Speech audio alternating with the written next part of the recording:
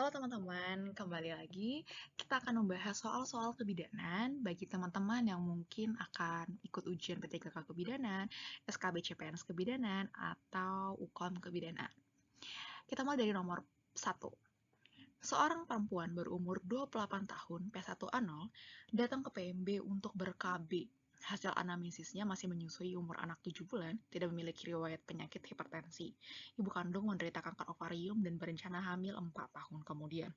Hasil pemeriksaan berat badannya 80 kg, tinggi badan 150 cm, tekanan 120 per 80 mHg, payudara dan abdomen tidak teraba massa, serta nyeri tekan negatif.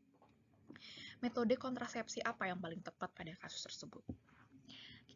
Di sini teman-teman, yang perlu kita garis bawahi itu adalah berencana hamil 4 tahun kemudian,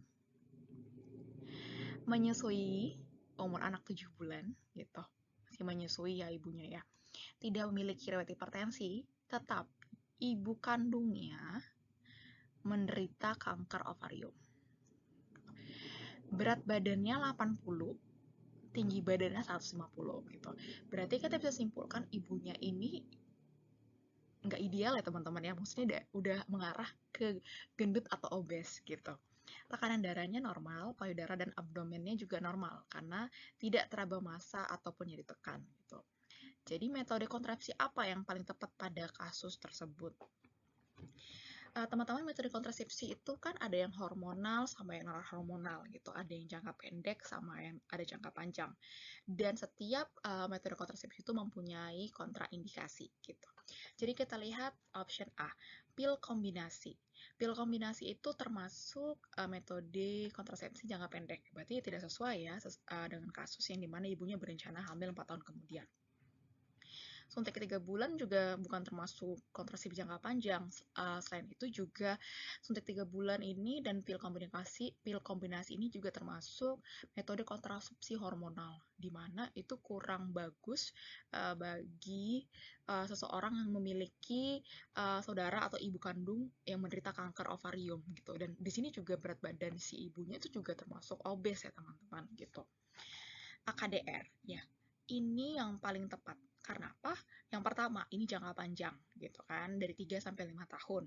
Yang kedua, dia tuh non hormonal, jadi aman bagi seorang yang mungkin memiliki saudara beriwayat kanker gitu, atau yang punya hipertensi gitu, atau yang punya tumor.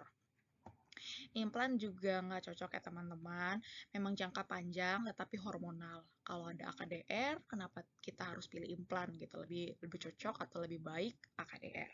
Suntik 1 bulan termasuk metode kontrasepsi jangka pendek. Jadi jawaban yang paling tepat adalah AKDR. Soal nomor 2, perempuan berumur 27 tahun, G1P0A0, hamil 39 minggu, datang ke PMB dengan keluhan mules hasil anamnesisnya, nyeri pinggang menjalar ke simfisis sejak semalam dan cairan ketuban merembes gitu. Hasil pemeriksaan KU bayi, tekanan darah 120/80, nadinya 82, pernapasan 20, suhunya 36,9, derajat pembukaan 8, selabut ketuban positif ubun-ubun kepala depan dan berada di HOTS 3. Rencana asuhan apa yang paling tepat pada kasus tersebut? Oke, di sini yang bisa kita perhatikan atau kita garis bawahi ini adalah nyeri pinggang menjalar ke simfisis sejak semalam dan cairan ketuban merembes gitu. Tetapi selaput ketubannya masih utuh ya teman-teman. Di sini di EKG juga nggak disebutkan gitu. Keadaan umumnya baik, tekanan darahnya normal, nadinya normal, pernafasan normal, suhunya normal, pembukaan 8. Berarti cairan ketuban merembes ini nggak kita perlu permasalahkan ya teman-teman, karena nggak ada data pendukungnya yaitu DJJ. Jadi masalahnya itu cuma di nyeri pinggang menjalar sampai ke simfisis gitu. Jadi rencana asuhan apa yang paling tepat pada kasus tersebut? Kita lihat option yang A, mengajurkan posisi yang nyaman. Ya, ini adalah jawaban yang paling tepat. Kenapa? Sesuai dengan kasus di soal itu yang bermasalah adalah nyeri pinggang menjalar ke simfisis. Ini emang normal teman-teman gitu. Namanya pembukaan lapan gitu kan. Pasti sudah sangat nyeri gitu. Jadi kita anjurkan atau kita kasih asuhan untuk mengambil posisi yang nyaman sehingga nyerinya itu bisa berkurang.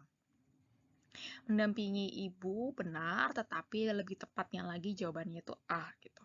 Melakukan observasi tiap 2 jam itu nggak sesuai ya sama indikasi yang di soal ya teman-teman gitu, karena soalnya ini kan nyeri pinggang gitu.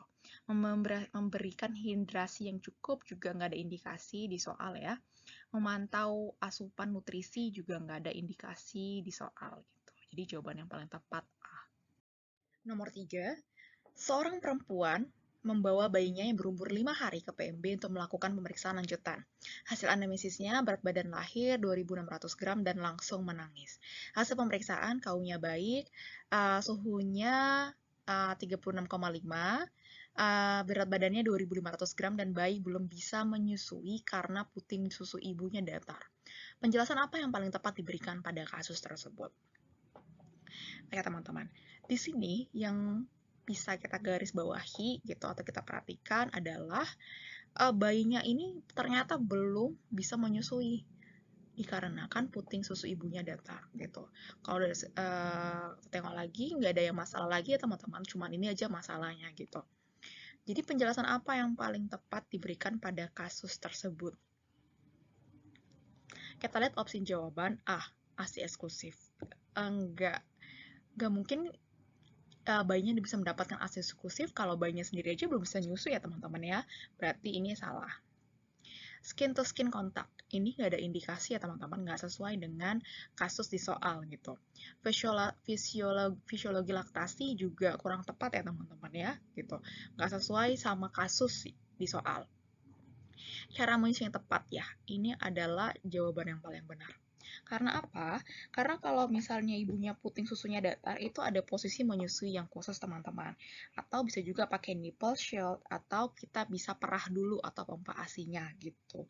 Jadi kita perlu jelaskan bagaimana penanganan puting susu datar sehingga bayinya ini bisa menyusui gitu atau mendapatkan ASI dari ibunya.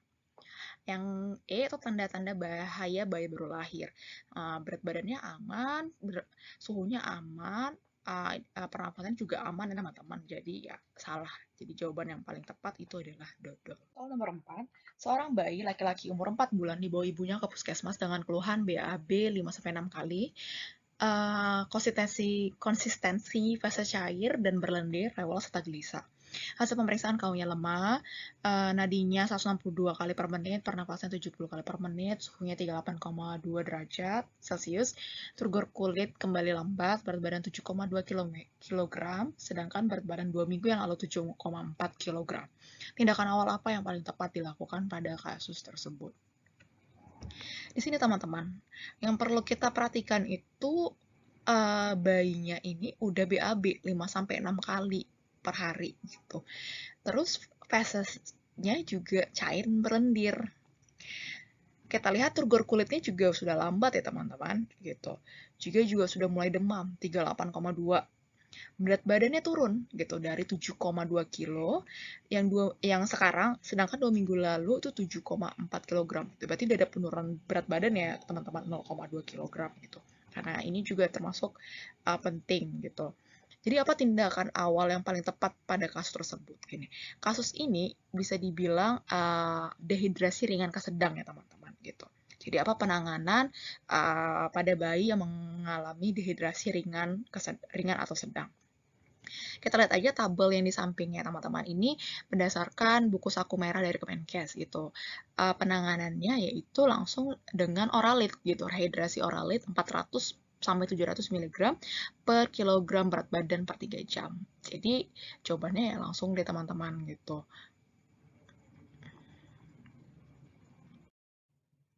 Bagi teman-teman yang mungkin mau belajar soal-soal kebidanan lebih banyak lagi, bisa chat nomor WA yang ada di deskripsi, karena saya punya kumpulan soal-soal kebidanan beserta dengan penjelasan dan materi. Jadi jika teman-teman berminat, bisa chat dan WA di kolom deskripsi. Terima kasih teman-teman, sampai jumpa di soal selanjutnya.